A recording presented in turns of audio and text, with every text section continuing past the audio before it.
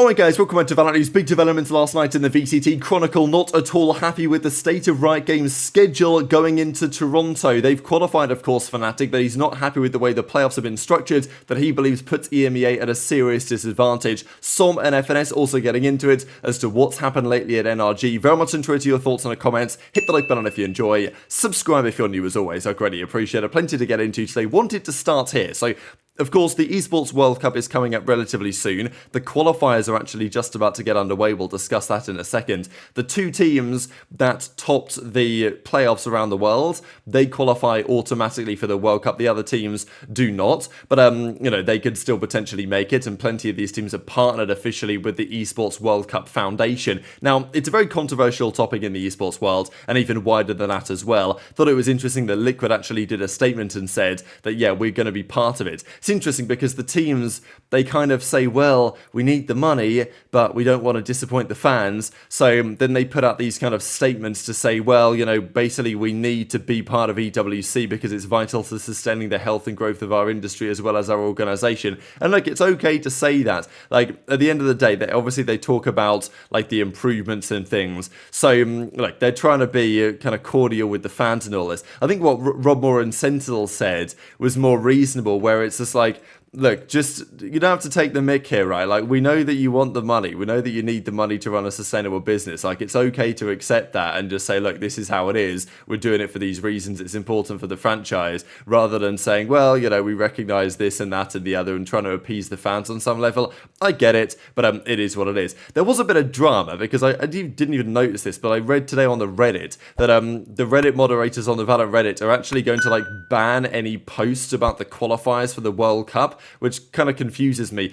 My opinion on it is kind of at the end of the day, Riot Games is an entity, and many of the esports entities nowadays are funded in part by the Esports World Cup, or at the very least the Saudi Public Investment Fund. So, and it was confirmed not long ago that Champions and Masters going forwards, they are official partners of the Esports World Cup. So, if you want to talk about sports washing and these other things, it's kind of 1A, 1B on some level, right? If you're still going to watch and support any sort of Valorant right now, on some level you're supporting, this, right? That's just how it is, because the money is going to Riot Games and funding Toronto Masters and, obviously Champions as well as some of these other tournaments. So just because it's not held in Riot, it doesn't necessarily change where the money's coming from, if you see what I'm saying, right? So I thought it was interesting. At the end of the day, I'm here to talk about Valorant, and if there's Valorant going on in the world, we're going to talk about it, and, this is the way the World Cup looks. So in a couple of days' time, on the 16th of May, the qualifiers get underway. Now, of course, the teams that automatically qualify, they don't have to qualify, and we're not exactly sure who, gets seeded into this quite yet, because the main event is in July, and we know that the team Sentinels, G2, Gili Gaming, Bilibili, Gen.G, RIQ, Edward, and Titan Esports Club, they've actually now qualified based on the Chinese Evo. We'll actually see that in a second. But so the two Chinese teams are going to be there, confirmed, and that's basically who's been locked in right now already. Then there's more qualifiers, as we'll see very shortly indeed, and of course the EMEA team's yet to be locked in, right? So yeah, we have the 4 Chinese teams are confirmed. It's going to be Titan Esports Club, Edward, Gili Gaming, Bilibili Gaming, Sen G2, Gen.G, RIQ, the 2 EMEA teams that eventually come top 3. We'll discuss that in a second and why there's been a bit of drama about it. And then the qualifiers will get us to a similar point in the other regions. That's going to be confirmed relatively soon. There's lots going on now around the world. This is one of them, and I mean, this is a very strange bracket if I've ever seen one, but yeah, this is certainly one of the brackets of all time. This is the Hero Esports Asian Champions League, which is running from tomorrow until the 25th, and well, anyway, the main event finishes on the 18th. Gili Gaming play Paper Rex in the upper final, and that is going to be the full team is there. The same for DRX against Bilibili Gaming, right, as well. They've got their full roster, so pretty exciting to see how these guys get on. Of course, some of these teams will be going to Masters Toronto, hoping to do rather well. And this was the China Evolution Series, right? So, Edward Gaming, they needed to lock in, of course, to qualify for the World Cup, and that's what they did. So, yeah, it's always interesting to see these Evolution Series. Now, the organizations that made it to Masters, they're not playing with their full rosters here, right? So, they're just playing with Academy guys, basically. That's why you get other teams coming out on top. But yeah, Wolves Esports, they didn't make it. Titan Esports Club, they did did make it to the grand final, so very important series, and yeah, those will be your qualifiers. Redwood are going to be there at the World Cup, but of course they're not going to be there in Toronto. Now, as I said, we don't yet know the teams that are going to Toronto for Europe. We know that Heretics and Fnatic will, and we know that Liquid and BBL may, but it all comes down to this series in a couple of days on the 16th of May, when Liquid and BBL play each other, and we'll see after that series who makes it to Toronto and who doesn't. Liquid will be the favourites for sure, and whoever then wins the lower final and then the upper final, they will be the two teams that are guaranteed to go to the World Cup. But the big drama really yesterday was around what Chronicle had to say, and for good reason to be fair, on this qualifier, because as we know, having looked at the World Cup a second ago, the Pacific qualifiers, the playoffs, they ended a while ago. The Americas playoffs, they ended a while ago. The Chinese playoffs ended a very long time ago, it seems, at this point indeed, whereas the European playoffs end on the 18th of May, which is, you know, a pretty close date to Toronto, really, especially just because there's so much difference between the regions around the world. Now, I understand why this should be a thing, and I also want everything to be staggered, because then it feels like there's more Valorant. If all of the playoffs happening just at the same time on the same weekend, it'd be chaos, right? And I don't necessarily want that, but I do think that it could be staggered probably a little bit better, right? I mean, this was the talk here from Chronicle, saying that Riot had made a huge mistake as far as he's concerned with the scheduling of the playoffs. We've got a huge competitive disadvantage. Maybe it's a special conspiracy theory that Riot is an American company trying to make their American teams feel better, and now they have more preparation time, because Fnatic know they're going to be there now at the Toronto event. But look, you can certainly argue, looking at the way that the events have recently concluded, and say, look, you know, if we have a look at here some of the Americas stage 1, if we look at obviously the Chinese stage 1 now finished quite a while ago, but even just looking at the Americas, for example, the grand finals of this, where G2-1 was on the 4th of May, and that wasn't even the first, but you know, that's 2 weeks extra between May the 4th and May the 18th, right?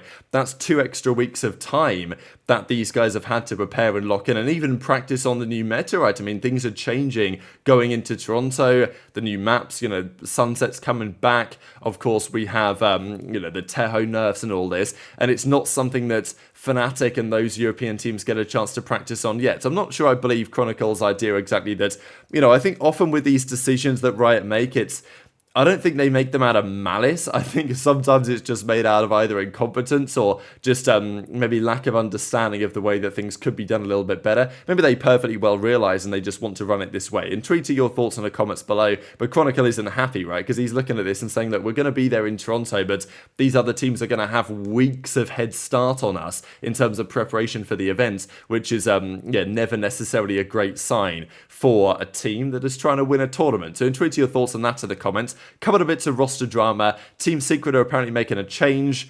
No surprises there, let's be real. But yeah, Jeremy and 2GE seem to potentially be gone. Jesse Vash transitioning to sub or assistant coach. So looks like Secret are completely blowing it up top to bottom. There's actually rumours that Simon Dark, potentially Belarusian player, could be in Apex for the EWC qualifiers. So, and also Tag, an Italian player. We know that Apex have been going through some drama over the last couple of weeks. We'll see if that one goes anywhere. Of course, big developments around the world as well. We've got Lavia Tom potentially trying a few things out. Demon 1 and Rossi are gone. Okonos, Sato, Bao in the conversation. This actually was tweeted out by Okonos yesterday, and well, you guys can probably tell what this is trying to indicate with the massive Leviathan here in the background. So yeah, anyway, is that going to happen? Is it going to go anywhere? We don't really know what the plan is. We discussed it yesterday, how it's got to make sense for M80 as well as make sense for Lev if they're going to make a change. But look, Okonos has been playing pretty well lately. Understandable why he would be in that type of conversation. But the clip I wanted to share here was from S0m talking about the current developments with FNS. FNS, of course, retiring, calling it a day, and you know, being kind of forced into it on some regards because of the unfortunate circumstances of the team. S0m gives his opinion on how it was challenging for sure, with of course FNS and them being good friends and what that meant for the team. And you know, FNS of course gave his take the other day that without S0m he wouldn't have even come back this year, right? S0m said he got him and all this. So like, these guys are always going to talk in this way, and that's okay. But obviously a difficult time, but also confirming that yes, Ethan will be leading the team, and that is what they've been doing in scrims so far. Can you be honest, how do you feel about stage 2 without FNS? I feel like this is your first team in years without your friends except Ethan. Bro, okay, listen. Obviously, like, John is my best friend, right? And like, I decided to come back with him because genuinely I thought we could win. It wasn't like I'm gonna come back to paycheck steal. Because think about it, it doesn't make sense. I make maybe like, if I didn't think I could win with John, I wouldn't play with him. Simple. I make a lot more streaming. So everyone's saying like, I came back just to have fun. That's not a thing. Unfortunately, it turns out that like, we sucked. We sucked a lot of wee. We just sucked. So then, yeah. Now John steps down. And, yeah. This is my first team without John in 2023 to 2025. But it's also not like I haven't played with other IGLs. Like, I've played with plenty of IGLs. And on a more serious note, like Ethan's IGL right now. And honestly, like, even Ethan will admit this. Ethan learned a lot from John. In the half year we played together, we learned, honestly, even I learned a lot from John. Plus, it's not like it's like weird. Like, John is our boy. Like, he's still in LA right now, and when we all go back to LA, we're probably all gonna go get dinner or some shit. Just a couple of scrimbucks to close out the video. Lev up 12-8 on 2G, and then 100T 15-4 up against some unknown opposition. So that's pretty interesting to see. Of course, 100T are just such a fascinating team because, you know, they look good, they look terrible. You know how it goes. It's sometimes good, sometimes terrible. NRG were playing 2G. Spike Zan, right? I mean, you put Spike, but you know what I'm saying. But they're playing 2G. They're up 10-6. Not too much to read into this. It's still early days for these teams, but look, they've got more practice time than the Europeans. That would be the idea. Certainly because the playoffs around the world to qualify for the EWC are certainly a big story as well over the coming days. So very much enjoyed your thoughts in the comments. Hit the like button if you enjoyed. Subscribe if you're new. Take care, and I'll see you next time.